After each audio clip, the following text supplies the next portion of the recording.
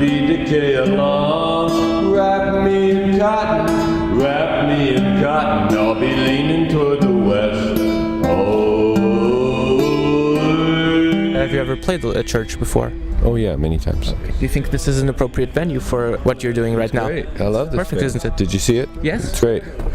It's a beautiful space. I love the combination of wood and stone in there. It's unusual, and I think it's ideal. Yeah. And very cozy as well, isn't it? Yeah, I noticed that the pews are more of the British style as opposed to, like, I haven't been in any churches in Portugal, but I noticed in Spain and France the pews have a different style, more like benches, kind of. You breathe through the rain and splash again. I'm in a band called The Hive Dwellers, and we have an album that came out 2 years ago called Hewn from the Wilderness. Okay. And then we have a new album, it's called Monin, and I'll be doing songs from both those albums at the show. Okay. Shows here in Portugal, and then songs from various solo records and new songs that aren't on any record. Okay. So it'll just mixing it up. Platinum slumber, what a lonely, lonely number. Let's spend all summer. You basically don't have any set lists and just make up whatever you want to play later. Yeah. More or less. Mm. Awesome. That's very rare, though. And your catalog is pretty extensive, I mean. So, do you remember everything? No, not at all.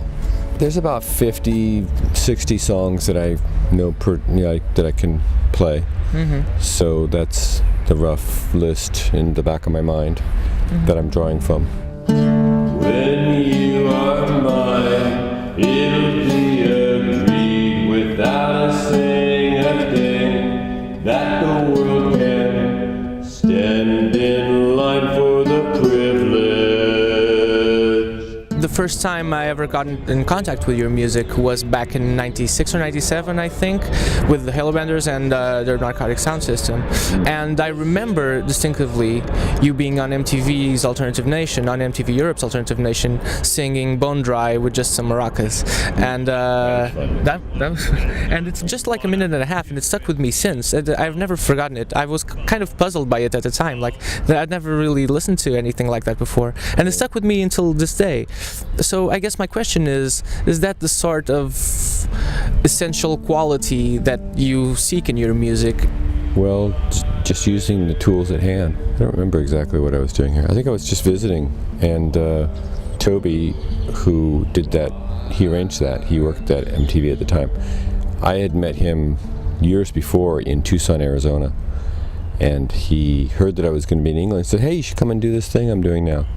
So I'm like, cool. So it just seemed like, why not?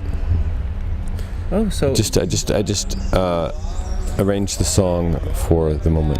Okay, so Toby actually had a lot of, like, a great creative input on that show. I had no idea. I thought he was just a host. Oh yeah, no. Well, he, as far as at least that particular show, I mean, he invited me up, and I got to choose videos by people I knew, and it was a lot of fun. Yeah. That's super Yeah, cool. he came to Olympia once. He had a different show in America. I forget what it was called, but he came to Olympia and interviewed me, and he looked around the Dub Narcotics studio, and yeah, so that was fun too. You're not here to share in this viewing. Don't want to turn around and see the couples doing what they're doing. Their smiles and snuggles, doing what they're doing what they're doing at the motion picture show. Oh.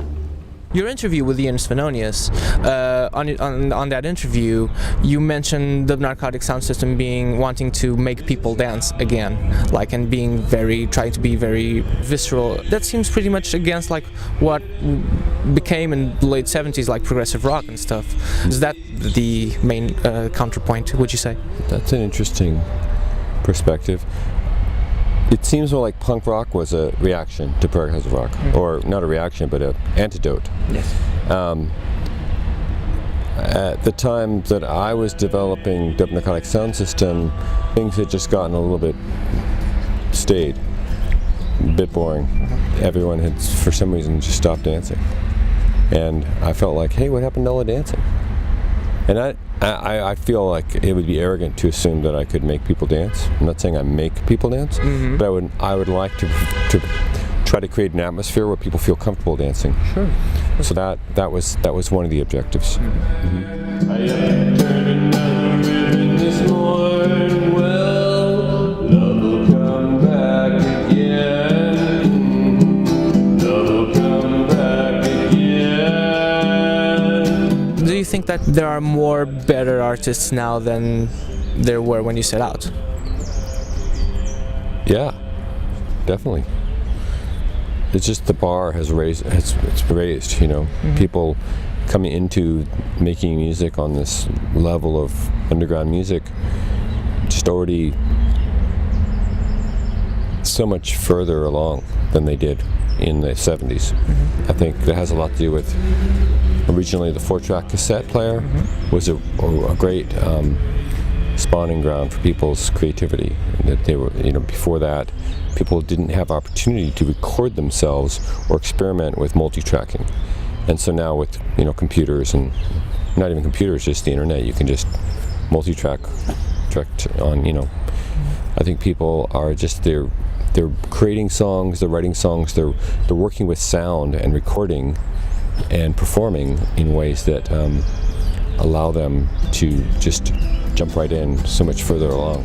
You delectable bits of honeycomb, drag me through the stratosphere. That has certainly created a much richer, deeper field of artists and people just expressing themselves in general.